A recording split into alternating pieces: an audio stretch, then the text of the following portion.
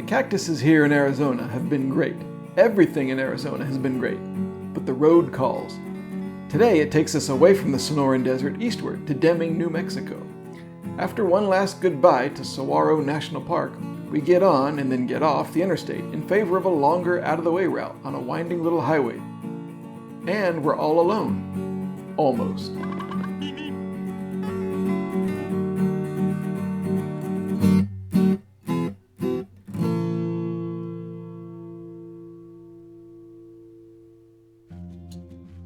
Driving through Tucson this morning and coming to the intersection of First Avenue and Speedway Boulevard, I suddenly realized that a song by one of my favorite bands probably refers to this very road. The track Merry Christmas Emily from Crackers' album Forever contains the line,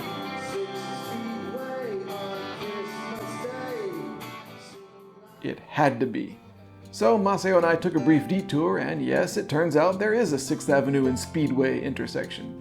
In music nerd heaven, I pulled over and jumped out of the car for photos. Abbey Road crosswalk, eat your heart out. I couldn't understand why there wasn't a historical marker.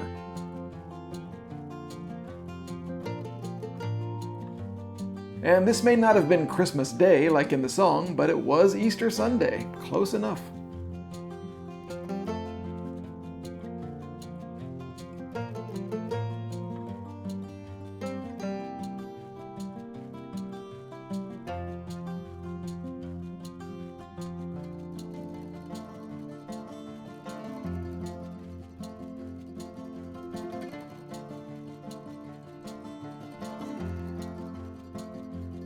The roads outside of Tucson got smaller, more desolate, and more punishing, if you're on a bike anyway, and soon we arrived at the older, more traditional half of Saguaro National Park, the eastern section in the Rincon Mountains.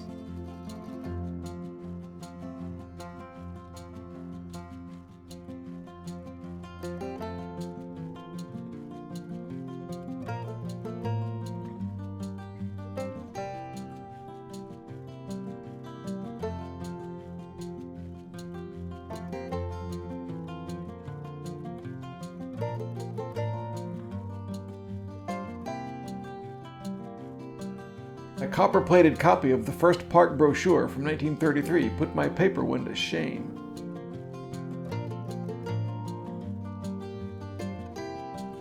At the urging of University of Arizona President Homer Shantz, Saguaro National Monument was established in 1933 by President Herbert Hoover, 3 days before his administration ended and FDR took over. President Roosevelt had Cactus Forest Drive built a few years later, and that legendary 8-mile paved scenic road, a road trip destination for decades, is how we went further into this part of Saguaro.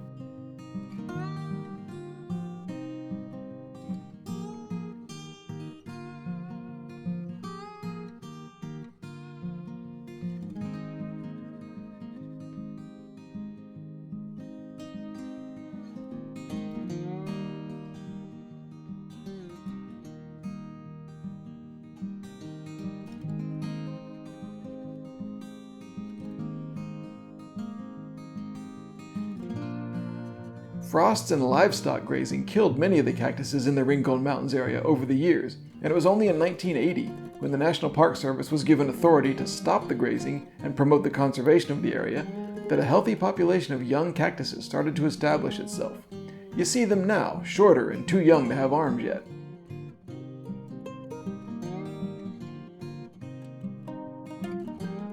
Older saguaros here are unfortunately few and far between, although there are always some hanging around, posing for tourist photos.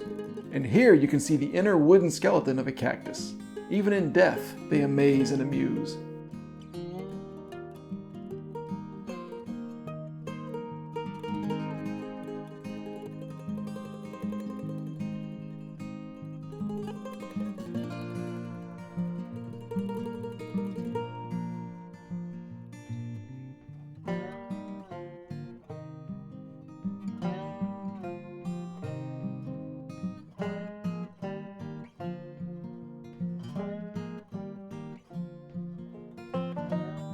As the road takes you deeper into the park, the concentration of saguaro cactuses grows. And you also notice that it isn't just saguaros. You see prickly pear, and teddy bear cholla, and many more. Actually, there are a couple dozen varieties of cactus here, and it's fun to see how many you can capture in a single photo.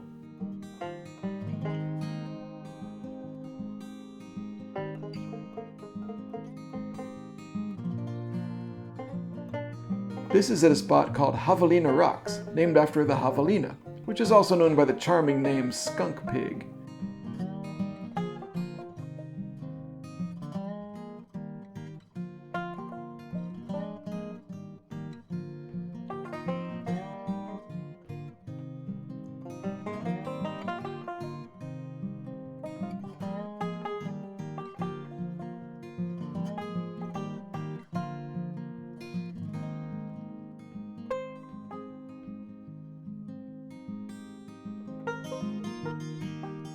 Finally, we stopped for a classic national park picnic, blood sugar 167 beforehand, and then it was time.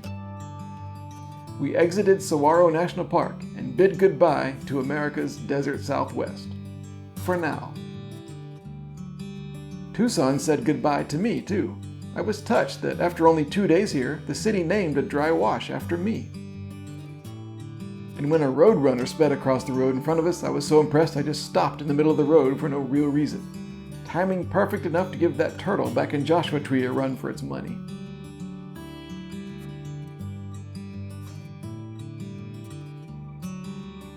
Interstate 10, which stretches 2,400 miles from Los Angeles to Jacksonville, Florida, can take you from Tucson to Deming, New Mexico in under 2 hours. And I suppose the interstate can have its moments of adventure and scenery, and in Arizona, even the overpasses make it almost worth it. But as always, we were looking for more than speed. We exited I-10 and headed north along Highway 191.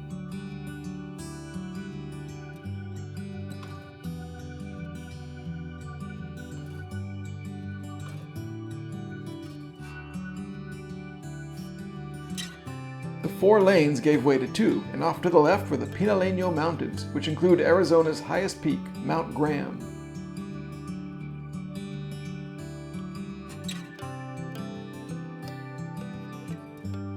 The first sizable town you come to is called Safford.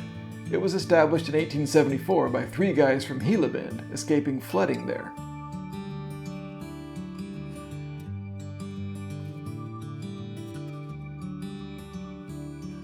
Safford is on a freight train line. It was really trains that built a lot of towns in this part of America.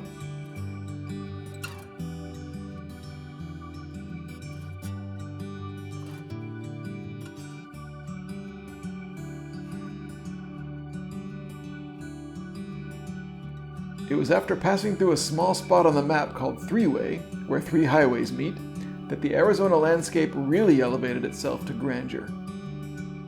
I was so glad we'd abandoned the interstate.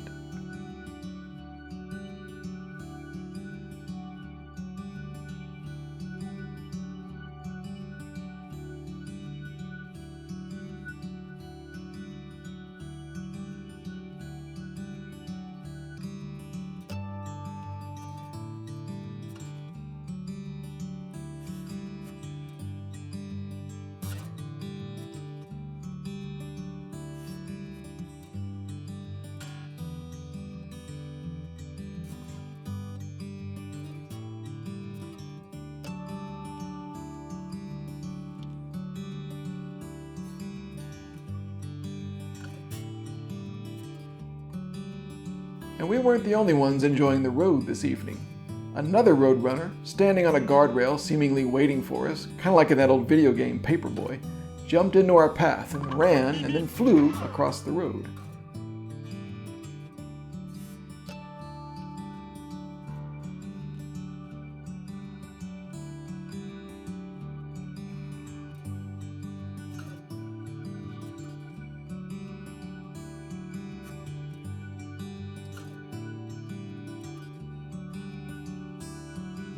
By now we were in the Apache National Forest, an area of nearly 3 million acres, and it was the last thing we saw before leaving Arizona.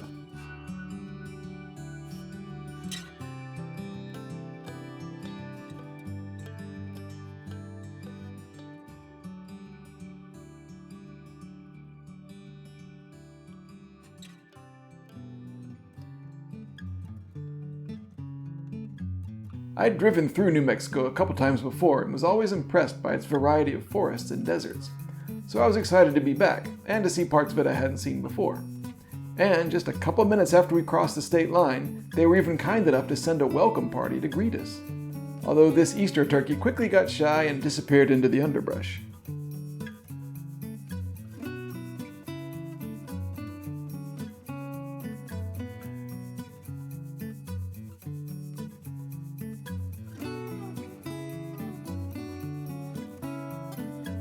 And the quirkiness of New Mexico was already showing itself.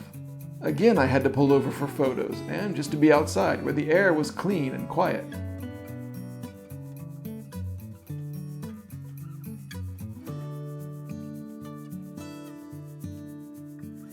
In a small town called Buckhorn, we pulled over at a post office to mail the postcard from Saguaro National Park back to ourselves in Japan.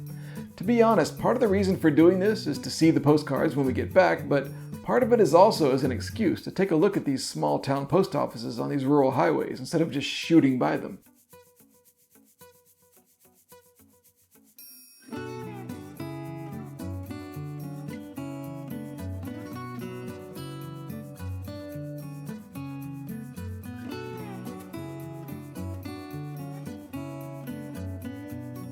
And speaking of turkeys, down the road we passed through a town called Cliff, which may look unremarkable, but which featured in an internationally infamous art scandal.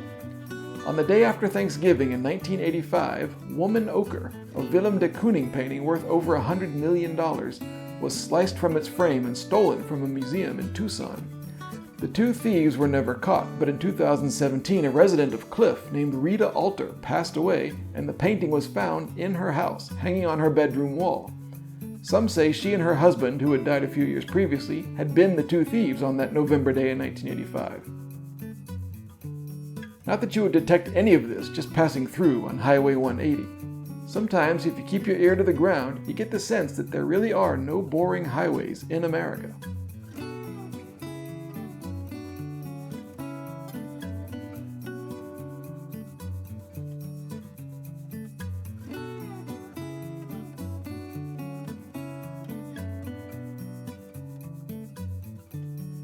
The only big town on the rest of today's drive was Silver City, named for a nearby silver mine found in the 1800s.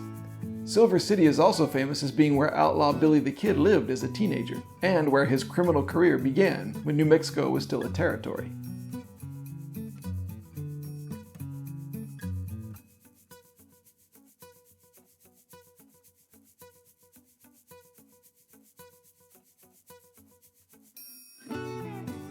Maceo stared out of the window up at the clearly visible skies, identifying Orion and other constellations. I kept my eyes peeled for deer, although I too admired the one dot in the sky so bright that even the dash cam at night picked it up. I think it's Jupiter. A little while later we pulled into Deming, slipping under the Amtrak rail line, and then under I-10, and found our room for the night at Grand Motor Inn. I liked it as soon as we pulled up. It looked like the kind of sturdy old local, slightly worn place that travelers in New Mexico should stop at. An inn fit for the wanderer, a place for those passing through the wild American West to lay down for a rest before resuming the adventure in the morning light.